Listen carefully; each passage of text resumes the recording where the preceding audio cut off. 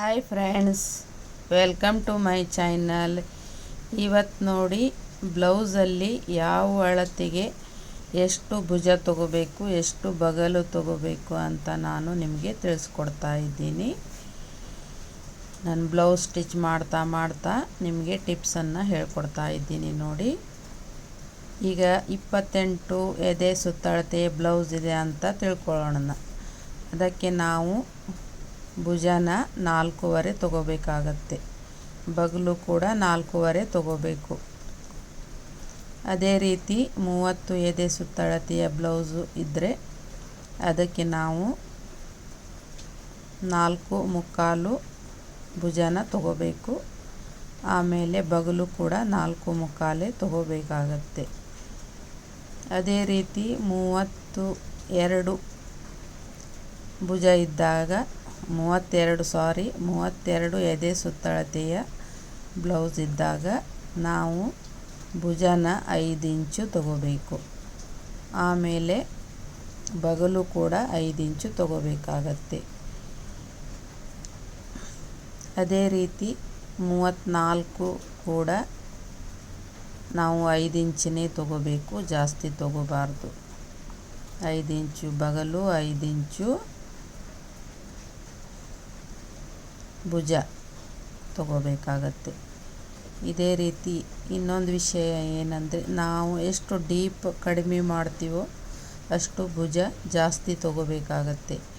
Deep ನಾವು ಜಾಸ್ತಿ ಇಟ್ಟಾಗ ಭುಜ ನಾವು ಕಡಿಮೆ ತಗೋಬೇಕಾಗತ್ತೆ. ಈ ಪಾಯಿಂಟನ್ನು ನೀವು ಯಾವಾಗಲೂ ನೆನಪಿಟ್ಕೊಳ್ಳಿ. ನಾವು ಎಷ್ಟು ಡೀಪ್ ಇರುತ್ತೋ ಅಷ್ಟು ನಾವು ಭುಜ ಕಡಿಮೆ ಇಟ್ಟರೆ ಭುಜ ಜಾರೋ ಪ್ರಾಬ್ಲಮ್ಮು ಬರೋದಿಲ್ಲ. ಆಮೇಲೆ ಬಗಲು ಕೂಡ ಅಷ್ಟೇ.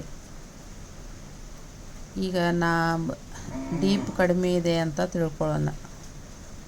ಆವಾಗ ನಾವು ಭುಜನ 5.5 ಇಟ್ಕೋಬೇಕಾಗತ್ತೆ. ಆ ಎದೆ ಸುತ್ತಳತೆ ಮೇಲೆ ಹೋಗುತ್ತೆ, ಅದು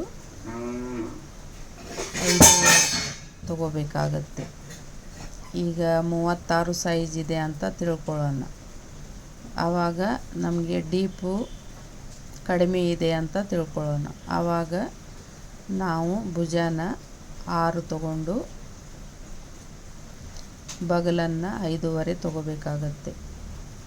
ಈ ರೀತಿ ಅಳತೆಗಳನ್ನು ಕರೆಕ್ಟಾಗಿ ತಿಳ್ಕೊಂಡು ಕಟ್ ಮಾಡಿದರೆ ಬ್ಲೌಸಲ್ಲಿ ಯಾವುದೇ ಪ್ರಾಬ್ಲಮ್ಮು ಬರಲ್ಲ. ಈಗ 36 ಎದೆ ಸುತ್ತಳತೆಯ ಬ್ಲೌಸ್ ಇದೆ ಅಂತ ತಿಳ್ಕೊಳ್ಳೋಣ. ಆವಾಗ ನಾವು ಭುಜ ಎಷ್ಟು ಇಟ್ಕೊಳ್ಬೇಕು? ಡೀಪು 9-10 ಇಂಚಿದೆ, ಕೊಳ್ಳಿನ ಡೀಪು. ಆವಾಗ ನಾವು ಭುಜ ಎಷ್ಟು ತಗೋಬೇಕು?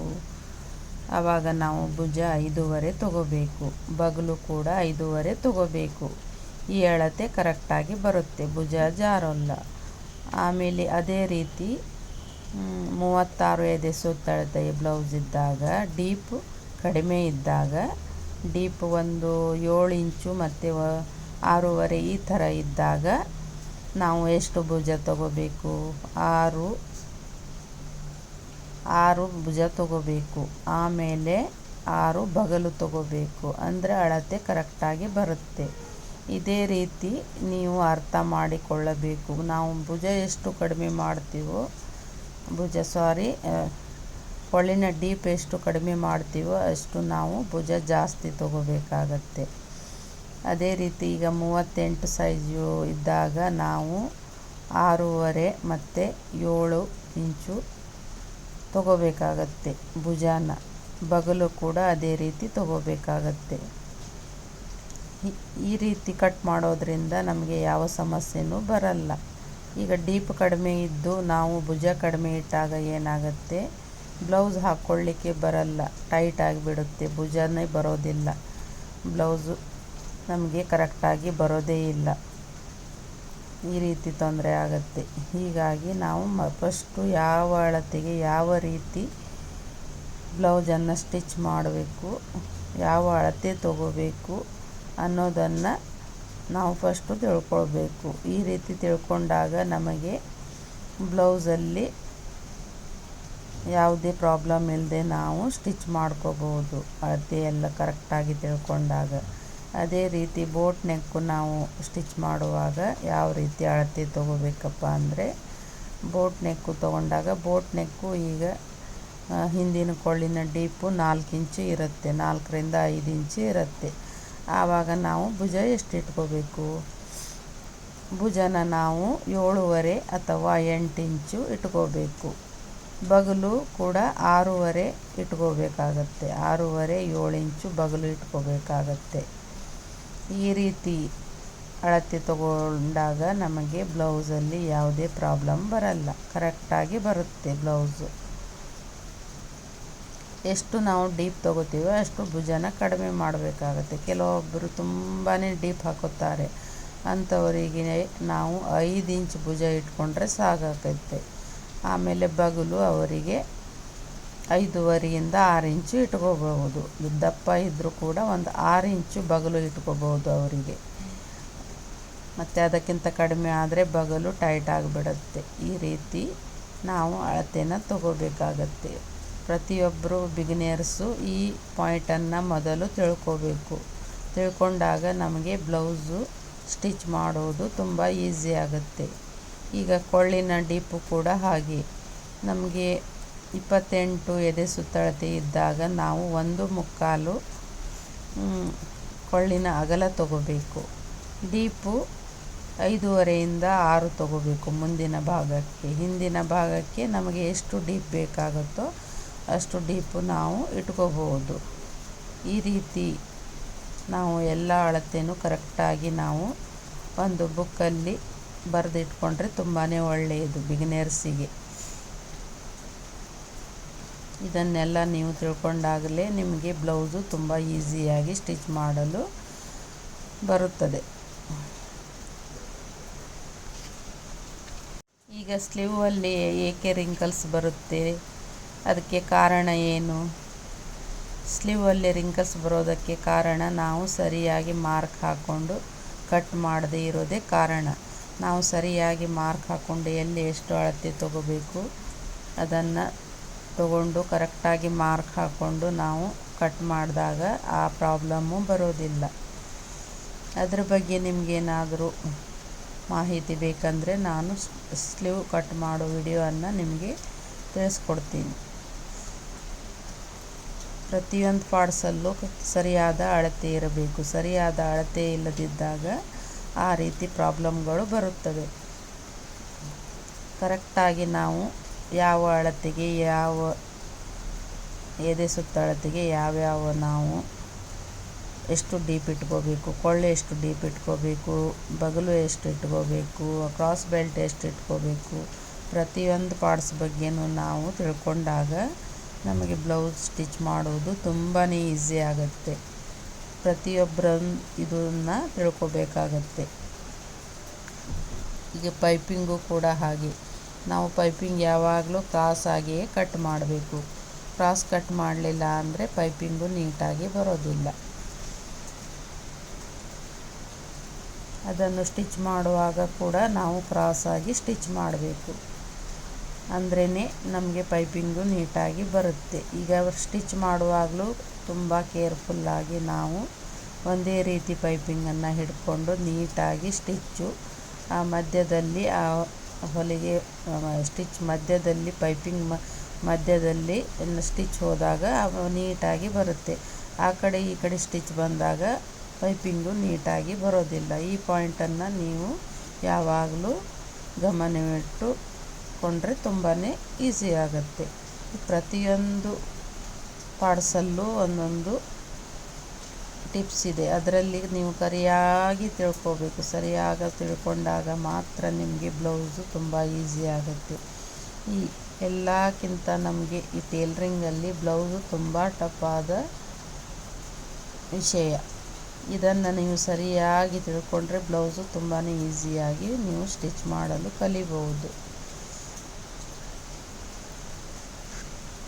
ಸರಿಯಾದ ಅಳತೆ ತಿಳ್ಕೊಂಡಾಗ ಮಾತ್ರ ನಮಗೆ ಟೇಲರಿಂಗು ಈಸಿ ಆಗುತ್ತೆ. ಇಲ್ಲ ಅಂದರೆ ಈ ಟೇಲರಿಂಗಲ್ಲಿ ತುಂಬಾ ಕಷ್ಟ ಪಡಬೇಕಾಗತ್ತೆ. ನಾವು ಸರಿಯಾದ ಅಳತೆ ತಿಳ್ಕೊಳ್ಳದೆ ಇದ್ದಾಗ ನಾವು ಸ್ಟಿಚ್ ಮಾಡಿದರೆ ನಾವು ಎಲ್ಲ ವೇಸ್ಟ್ ಮಾಡಿಕೊಂಡು ಮತ್ತು ಬ್ಲೌಸು ಸರಿಯಾಗೋದಿಲ್ಲ, ಬಟ್ಟೆನೂ ವೇಸ್ಟ್ ಆಗುತ್ತೆ.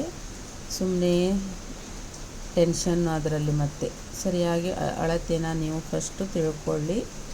ಆಮೇಲೆ ನೀವು ಯೂಟ್ಯೂಬಲ್ಲಿ ಎಷ್ಟೊಂದು ವಿಡಿಯೋಗಳು ಬರ್ತಾ ಇರುತ್ತವೆ, ಅದನ್ನೆಲ್ಲ ನೀವು ಕರೆಕ್ಟಾಗಿ ಫಾಲೋ ಮಾಡಿ. ಅದೇ ರೀತಿ ಫಾಲೋ ಮಾಡೋದ್ರಿಂದ ನಿಮಗೆ ಯಾವ ಬ್ಲೌಸಿಗೆ ಯಾವ ಅಳತೆ ತೊಗೋಬೇಕು ಅನ್ನೋದನ್ನು ನಿಮಗೆ ಗೊತ್ತಾಗತ್ತೆ. ಗೊತ್ತಾದಾಗ ನಿಮಗೆ ನೀವು ತಿಳ್ಕೊಂಡಾಗ ನಿಮಗೆ ಸ್ಟಿಚ್ ಮಾಡಿದರೆ ತುಂಬ ಈಸಿ ಆಗುತ್ತೆ.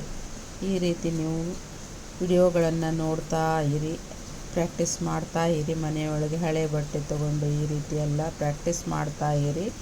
ಆವಾಗ ನಿಮಗೆ ತುಂಬಾ ಈಸಿ ಆಗುತ್ತೆ. ಇದರಲ್ಲಿ ಪೈಪಿಂಗು ತುಂಬಾ ಮುಖ್ಯ. ಬ್ಲೌಸಲ್ಲಿ ಪೈಪಿಂಗಿಗೆ ಫಿನಿಶಿಂಗ್ ಬಂದರೆ ಮಾತ್ರ ಬ್ಲೌಸು ಚೆನ್ನಾಗಿ ಕಾಣುತ್ತೆ. ಇಲ್ಲ ಅಂದರೆ ಫಿನಿಶಿಂಗು ಕರೆಕ್ಟಾಗಿ ಬರೋದಿಲ್ಲ, ಮತ್ತು ಕಸ್ಟಮರು ಕೂಡ ನಿಮ್ಮ ಹತ್ರ ಬರಲ್ಲ. ನೀವು ಪೈಪಿಂಗಲ್ಲಿ ತುಂಬಾ ಪ್ರಾಕ್ಟೀಸ್ ಮಾಡಬೇಕಾಗತ್ತೆ.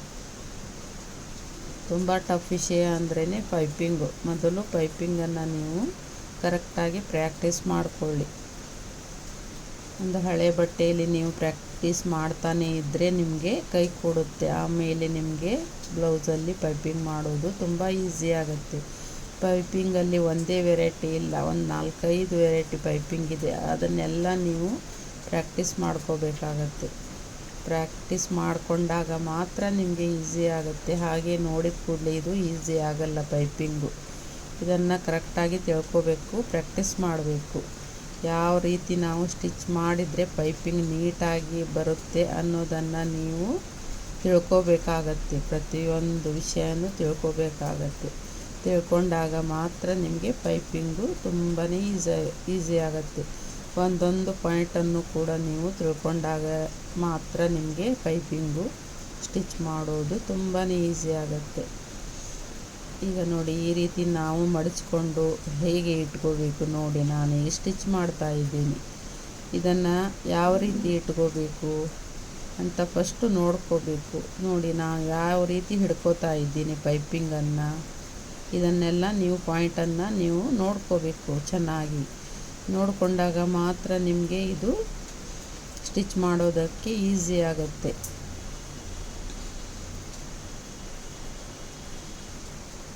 ಈಗ ನೋಡಿ, ನಾನು ಯಾವ ರೀತಿ ಇಟ್ಕೋತಾ ಇದ್ದೀನಿ ಅಂತ ನೋಡ್ಕೊಳ್ಳಿ. ಪೈಪಿಂಗನ್ನು ನೋಡಿ,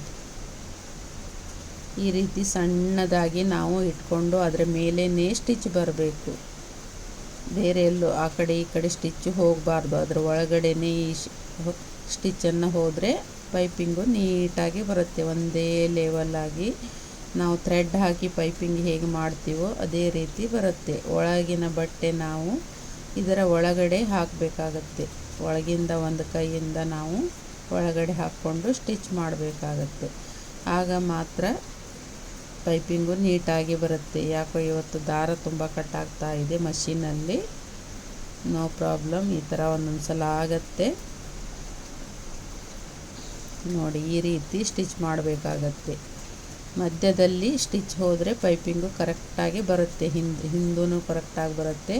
ಹಿಂದೆ ನೀವು ಬಟ್ಟೆ ಹೇಗೆ ಕೊಡ್ತೀರೋ ಅದರ ಮೇಲೆ ಡಿಪೆಂಡ್ ಅದು. ಒಳಗಡೆ ಎಲ್ಲ ಬಟ್ಟೆನೂ ವೇಸ್ಟ್ ಬಟ್ಟೆ ಒಳಗಡೆಯಿಂದ ನೀವು ಎಲ್ಲ ಒಳಗಡೆ ಕೊಡಬೇಕಾಗತ್ತೆ. ಕೊಟ್ಟಾಗ ಮಾತ್ರ ಪೈಪಿಂಗು ನೀಟಾಗಿ ಬರುತ್ತೆ. ನೋಡಿ, ಈ ರೀತಿ ಹಿಡ್ಕೋಬೇಕು ಯಾವಾಗಲೂ. ಈ ಥರ ನೀವು ಪ್ರಾಕ್ಟೀಸ್ ಮಾಡಿಕೊಳ್ಳಿ. ಮನೆಯಲ್ಲಿ ವೇಸ್ಟ್ ಬಟ್ಟೆ ತೊಗೊಂಡು ತುಂಬ ಸಲ ನೀವು ಪ್ರಾಕ್ಟೀಸ್ ಮಾಡ್ಕೊಳ್ಳಿ. ಅದಕ್ಕೆ ಬೇಜಾರು ಮಾಡ್ಕೊಳ್ದೇನೆ ನೀವು ಪ್ರಾಕ್ಟೀಸ್ ಮಾಡಿದರೆ ನಿಮಗೆ ಬಂದೇ ಬರುತ್ತೆ. ಹೌದಪ್ಪ, ಇದೇನು ಬರಲ್ಲ ನನಗೆ ಅಂತ ನೀವು ತಿಳ್ಕೊಬೇಡಿ. ನಾವು ಕಲಿಯುವಾಗ ಈ ಥರ ಎಷ್ಟೋ ಬ್ಲೌಸ್ಗಳನ್ನು ಕೆಡಿಸಿದ್ದೀವಿ, ತುಂಬ ಸಲ ಕೆಡಿಸಿದ್ದೀವಿ, ಎಲ್ಲ ಮಾಡಿದ್ದೀವಿ. ಆಮೇಲೆ ನಾವು ಕಲ್ತಿದ್ದು. ಅದಕ್ಕೆ ಬೇಜಾರು ಮಾಡ್ಕೋಬಾರ್ದು. ಫಸ್ಟಿಗೆಲ್ಲ ಹಾಗೆ ಟೆನ್ಷನ್ ಆಗುತ್ತೆ ಸ್ವಲ್ಪ ಟೈಲರಿಂಗಲ್ಲಿ. ಆಮೇಲೆ ಪ್ರಾಕ್ಟೀಸ್ ಮಾಡ್ತಾ ಮಾಡ್ತಾ ಮಾಡ್ತಾ ಕೈ ಕೂತ್ಬಿಡುತ್ತೆ. ಆಮೇಲೆ ನಿಮಗೆ ಈಸಿ ಆಗುತ್ತೆ. ಈ ಬ್ಲೌಸಲ್ಲಿ ತುಂಬ ವಿಷಯ ತಿಳ್ಕೊಳ್ಳೋದು ತುಂಬ ಇದೆ. ಎಷ್ಟು ನಾವು ಇದರಲ್ಲಿ ತಿಳ್ಕೊಂಡ್ರೂ ಕೂಡ ಕಡಿಮೆನೇ. ಈಗ ಬೇರೆ ಬೇರೆ ಡಿಸೈನ್ ಎಲ್ಲ ಬರುತ್ತೆ. ಅದರಲ್ಲಿ ಯಾವ್ಯಾವ ಅಳತೆ ತೊಗೊಂಡು ಹೇಗೆ ಕಟ್ ಮಾಡಬೇಕು, ಇದರಲ್ಲಿ ತುಂಬಾ ಕಷ್ಟ ಇದೆ ಬ್ಲೌಸಲ್ಲಿ. ಇದನ್ನು ಎಲ್ಲನೂ ನಾವು ತಿಳ್ಕೊಂಡಾಗ ಮಾತ್ರ ನಮಗೆ ಟೇಲ್ರಿಂಗು ಈಸಿ ಆಗುತ್ತೆ. ಈ ಟೇಲ್ರಿಂಗಲ್ಲಿ ಮಾತ್ರ ಎಷ್ಟು ನಾವು ಕಲ್ತ್ರೂ ಕಡಿಮೆನೇ, ಎಷ್ಟು ಕಲ್ತರೂ ಮತ್ತು ಇದರಲ್ಲಿ ಕಲಿಯೋದು ಇದ್ದೇ ಇರುತ್ತೆ, ಮುಗಿಯೋದೇ ಇಲ್ಲ. ಟೇಲ್ರಿಂಗಲ್ಲಿ ಬರ್ತಾ ಹೊಸ ಡಿಸೈನ್ಗಳು, ಕಾಲಕ್ಕೆ ತಕ್ಕಂತೆ ನಾವು ಕಲಿಬೇಕಾಗತ್ತೆ. ಅಂದಾಗ ಮಾತ್ರ ನಮಗೆ ಟೇಲ್ರಿಂಗು ತುಂಬ ಸುಲಭ ಆಗುತ್ತೆ. ನೋಡಿ, ಈ ರೀತಿ ಪೈಪಿಂಗ್ ಬಂತು. ನೋಡಿದ್ದೆ ಥ್ರೆಡ್ ಪೈಪಿಂಗ್ ಥರನೇ ಬಂದಿದೆ.